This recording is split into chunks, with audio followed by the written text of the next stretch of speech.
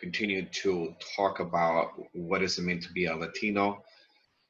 If you notice, I have not used PowerPoints or different other resources. I can't, but I just wanted to talk to you just one on one like this and to begin to reflect and to put our thoughts together about what does it mean to be a Latino in the United States. I recall growing up and going to high school in a state where, as I mentioned briefly before, where there was no Latinos.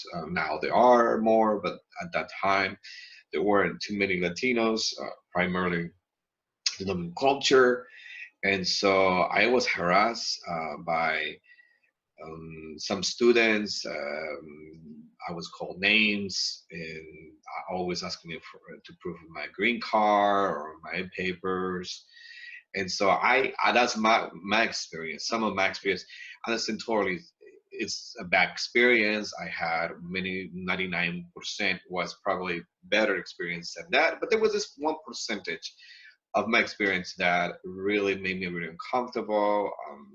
Uh, Questioned my identity as a Latino. I wanted to fit. I became a novelty. I played soccer, and so all those Latino kind of stereotypes, right? I fit to a degree to these individuals in this particular state. And then when I became a major city, I started working for a nonprofit, and then I took a youth one time to another particular state where they're primarily white, and so this student was just fascinated that she couldn't find any Latinos in that particular city that I took her, and she was so shocked and so surprised. And that was the first time she got off from this major city to a smaller city in another state, and so her experience obviously was totally different. And as a consequence of that encounter of coming into that space, she had a totally different worldview about. Okay, her question was, Ronnie, where are the Latinos around here? Because I don't see nobody like me. And so, we have all different experience and we have encountered, and sometimes we don't talk about it. Sometimes we just put it in the back burner and say, okay, whatever.